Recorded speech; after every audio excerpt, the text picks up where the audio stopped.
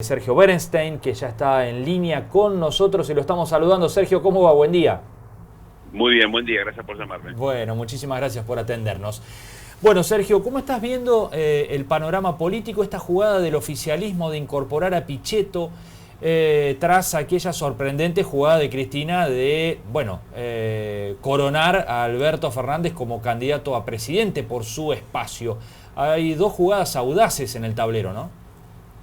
Y son jugadas exactamente que tienen características similares. Como un denominador se sale de cierta ortodoxia y se abren puentes como para generar híbridos que sean política y ideológicamente diversos, con el objetivo de obtener electorados que sumen a las bases de apoyo que los dos principales líderes políticos de la Argentina, el presidente Macri y la expresidenta Cristina Fernández de Kirchner, tenían desde antes.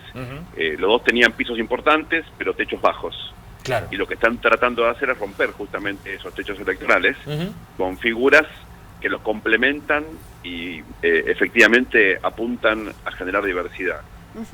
Cristina trayendo a la ecuación a la persona tal vez más crítica de ella, que fue Alberto Fernández, de los que dejaron su gobierno, ¿no?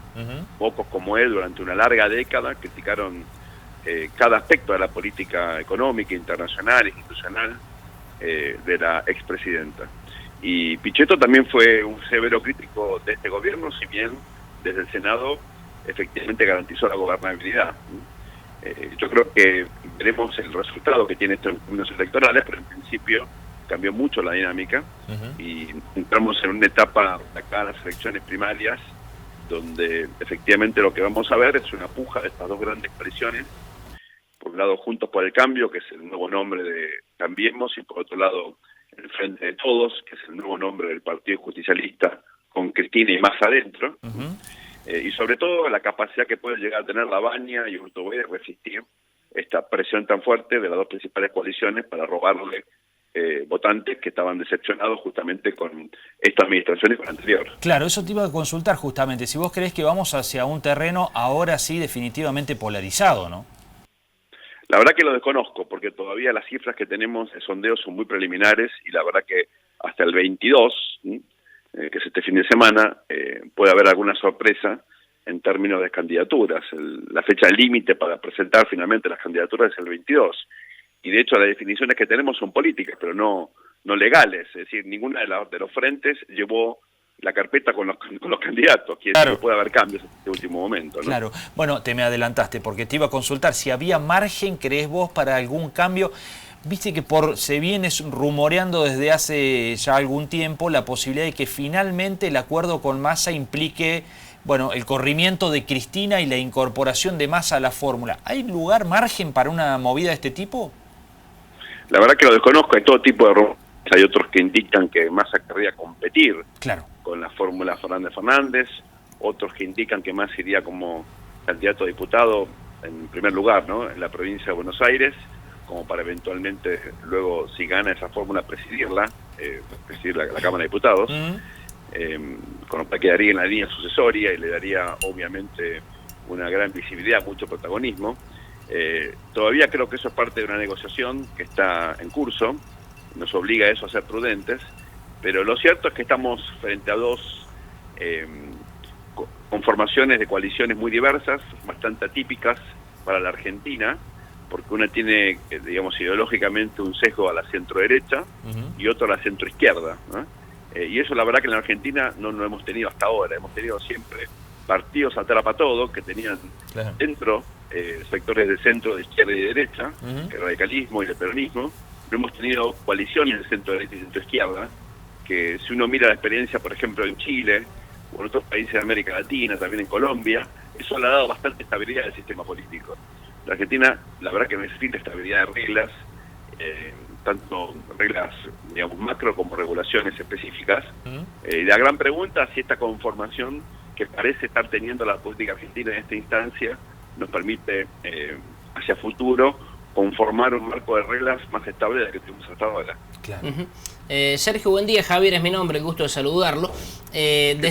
Bueno, sacando para estas elecciones de gobernaciones, desde 2005, 2007, el PRO es un gran ganador de elecciones, pero siempre con por ahí alguna dificultad para gobernar, pero gana mucha elección. ¿A qué se debe un poco ese fenómeno, digamos, electoralista, pero con cierta complicación a la hora de la gobernabilidad? Bueno, Argentina tiene problema de gobernabilidad desde siempre. Digamos, es un sistema político totalmente disfuncional, que de hecho cuando uno analiza el fracaso económico del país, tiene también raíces institucionales, ¿no?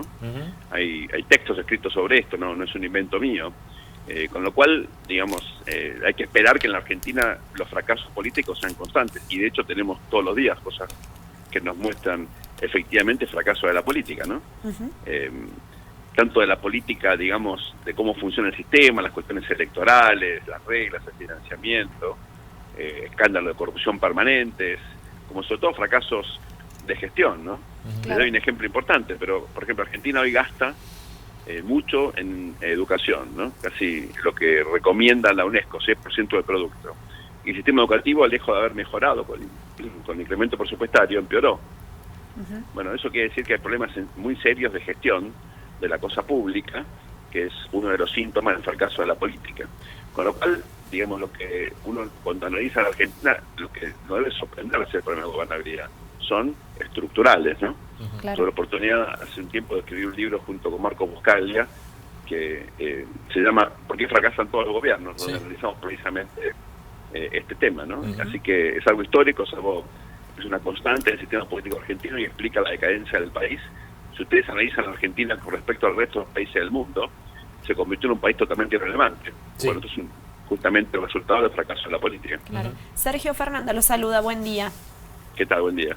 Le quería preguntar un poco qué análisis hace sobre esta boleta corta de diputados, bueno, que presentaría, por ejemplo, Hacemos por Córdoba, la fuerza de Schiaretti, el gobernador de nuestra provincia, para estar presente allí en la Cámara. Que esto se ha dado otras veces, ¿cómo lo analiza usted? Sí, por supuesto, es un clásico argentino. A ver, la lógica de la boleta corta tiene que ver con muchas veces formaciones políticas provinciales que no tienen correlato a nivel nacional. Claro. Y este es uno de los casos, pero no es el único. Muchos partidos provinciales, en Neuquén, por ejemplo, o en Río Negro, probablemente incluso en Misiones, hagan lo mismo. Y tal vez alguna otra provincia también se sume. Las construcciones provinciales tienen su propia lógica, tienen que ver con equilibrios políticos locales. En la Argentina los partidos se han debilitado muchísimo y prácticamente ningún partido gobierna solo, ¿no? Siempre frentes, coaliciones muy diversas, muy heterogéneas, justamente para compensar la debilidad de los grandes partidos que en el contexto de esta transición a la democracia han perdido peso político, institucional, simbólico, identitario, etcétera, en todas las dimensiones de un partido, ¿no? Entonces, en esta oportunidad, como es evidente, grandes coaliciones provinciales exitosas en el electoral tienen tal diversidad que obviamente sus integrantes apoyan distintos candidatos a presidente. Entonces lo lógico es dejar esto liberado al elector y va a haber seguramente un esfuerzo por apoyar candidatos a diputados o cuando corresponda a senador. Recordemos que el Senado se renueva a tercios en Argentina. Claro. Cada 2 años 8 provincias renuevan sus senadores. Bueno, en ese caso, digamos, muchos partidos provinciales o formaciones o frentes van a intentar imponer sus candidatos, pero con un esfuerzo importante en términos logísticos, porque es muy probable que, dadas las características de nuestro sistema de votación, la famosa lista sábana, mucha gente agarre la lista completa, ¿no? Claro. Y empieza por el presidente, digamos. Claro. Exactamente. Esto tiene que ver con un sistema realmente electoral, con mecanismos de votación bastante anacrónicos, Claro. Que lamentablemente el sistema político argentino por ahora se niega a modernizar. Claro, absolutamente. La última, Sergio, esta ola de elecciones a nivel provincial que hemos estado teniendo, muchas provincias ya han realizado sus comicios, se vio, bueno, triunfos del justicialismo en sus distintas versiones en muchas de las provincias. Solamente 2 oficialismos perdieron, el de Tierra del Fuego y el de Santa Fe, en este último domingo.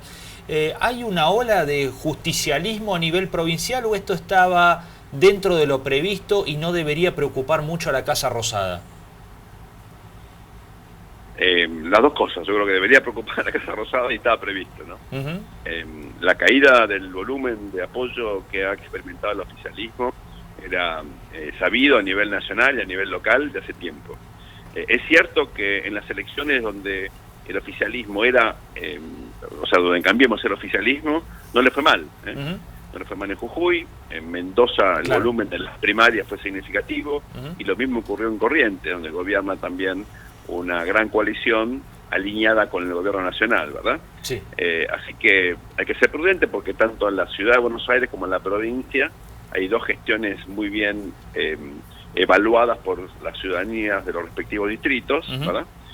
Queda todavía naturalmente la elección provincial en Mendoza, pero en principio uno ve que el oficialismo tiene muchas chances de retener sus distritos a nivel provincial. Ahora, la caída del volumen, por ejemplo en Córdoba, ¿no? Sí. La división del radicalismo, o en Neuquén, o en Entre Ríos, e incluso en Santa Fe, respecto a las elecciones del 2017 y 2015, indudablemente es muy preocupante.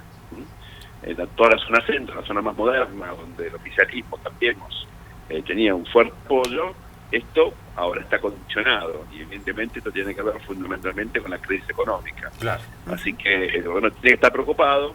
El justicialismo unido es una fuerza muy difícil de vencer, lo demostró el gobernador Schiaretti, ahora también Omar Penotti en Santa Fe, Gustavo Bordet en Entre Ríos, en fin, el justicialismo efectivamente mantiene un protagonismo relevante, sobre todo cuando evita estas divisiones que caracterizaron hasta ahora a los sectores más, digamos, moderados, enfrentados a los sectores más radicalizados del kirchnerismo.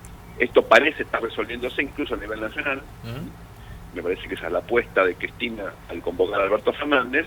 Veremos si la sociedad lo acompaña, ¿no? Claro. Hay una gran duda de si los sectores moderados van a comprar esta nueva versión de peronismo modernizado y moderado que está proponiendo Alberto Fernández. Bien. Sergio, muchísimas gracias. Ha sido muy amable con nosotros. Al contrario, gracias por el llamado. Adiós.